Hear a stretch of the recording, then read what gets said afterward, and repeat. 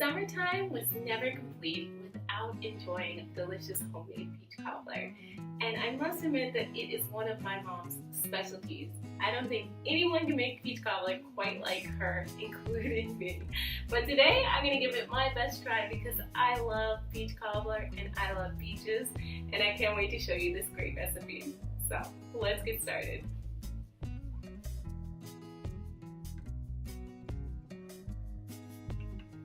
Okay, so to make our peach cobbler, first and foremost, I started by peeling my peaches and then I sliced them up into thin slices, about evenly distributed. And so now what I'm going to do is just get a little saucepan and add my sliced peaches right in.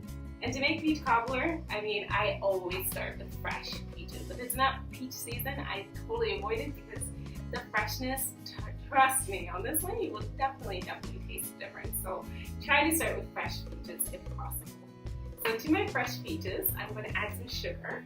And it really just depends on how sweet your peaches are. If they're already really sweet, then maybe lay back on the sugar. But if they are not so sweet, then you can add some extra sugar. And then to that, I'm going to spice it up with a little bit of cinnamon and nutmeg.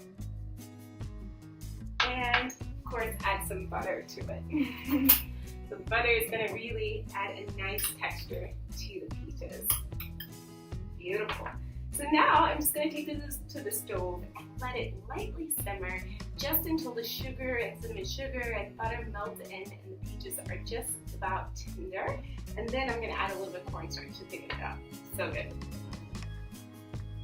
Okay, so my peaches have been cooking and it smells absolutely divine in my kitchen right now. I'm just going to give it a quick taste just to make sure that we are on point before I bake this.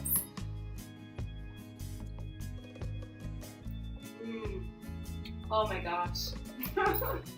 Just like I remembered Mom making, it's so delicious. It really makes such a big difference to use fresh peaches. You just taste all the fresh naturalness in there. Delish. So what I've done is I've taken just a baking dish and I grease it with a little bit of butter. And then I'm going to pour my peaches, heavenly, right in. And I'm just being sure to scrape my pot because this sauce that the peaches have created is absolutely delicious. Like literally, I'm not going to miss a drop. I'm going to get the spatula in there and just scrape it out because it tastes so delicious. Come on. Alright, so now what I've done is I've pre-prepared a homemade crust. Now you can totally use store-bought crust, no problem with that. But I made a homemade crust. If you don't know how to make one, you should definitely check out my video for how to make homemade pie crust. But what I've done is after I chilled it, then I rolled it out, but I rolled it out in a piece of plastic wrap to try and make it easier for myself to transfer, So what I'm going to do is just literally take it and cover my delicious cobbler, right? So then I can lift my plastic wrap up, just like that. Whew, that worked well. So now I'm just going to tuck in the edges of my cobbler. So I'm just going to press down, kind of like creating a pie. A cobbler is pretty similar to a pie, except there's only one crust, whereas a pie normally has two crusts in the bottom. And then I'm just going to come around and pinch my edges. Cut off some of the excess here. I don't want too much crust. And the crust is going to be nice and flaky and light. It's made with butter, and so it definitely has a nice little, extra additional calorie content on it. But when you're making a cobbler, it's really not a light dessert. So if you're concerned about calories, then maybe save this one for another time. So I am just gently removing the excess dough. And you can still totally use this dough, so don't throw it out.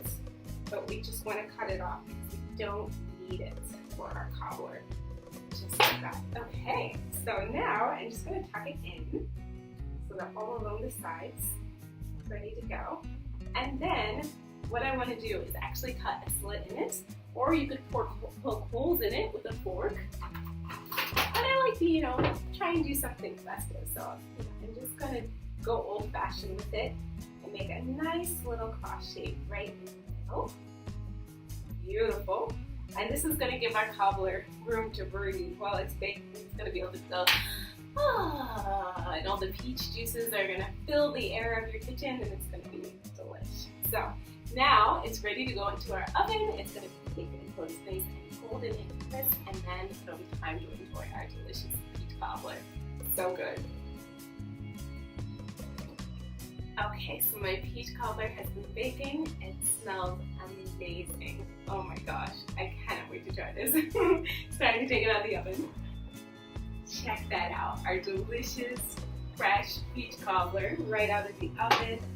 So nice and golden brown with our homemade crust. Ooh, looks so good. So of course I'm just going to take a little bit of butter and just gently spread it right on top. And this is just, yeah, because it tastes so delicious with the cobbler. Oh, beautiful.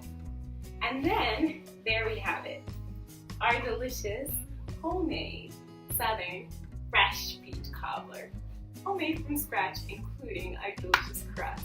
So thank you so much for checking out this video for how to make homemade peach cobbler. I hope that you enjoyed it, and I hope that you give it a try for yourself in the next video. And until the next time, thanks for watching, and I can't wait to see you next time. See ya!